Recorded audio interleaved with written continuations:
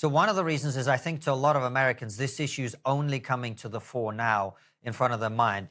The second issue, I think, is that Elon Musk understands what I said earlier, which is we have a global Western culture now.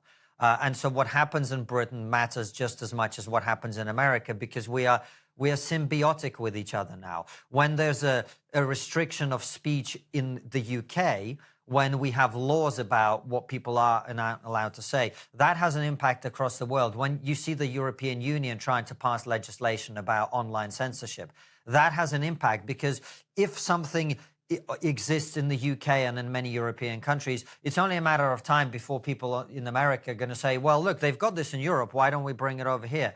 And vice versa. So what happens in America affects us in Europe and in the UK, and what happens in Europe and the UK affects America. So what Elon, I think, is trying to do is to say, we care about our civilization. Elon doesn't really talk that much about the United States. He talks about our civilization, as I do, because I believe that we are now one thing to a very significant extent.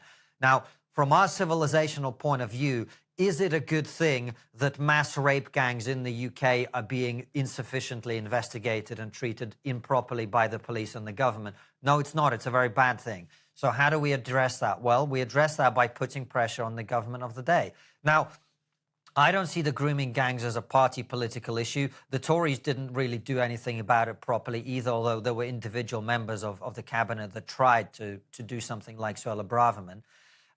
But he's putting pressure on the government of the day. You can see him going after Nigel Farage, of all people, and saying Nigel Farage is not the right leader for reform. So he's attempting to shape British politics in the direction that he feels is the right way.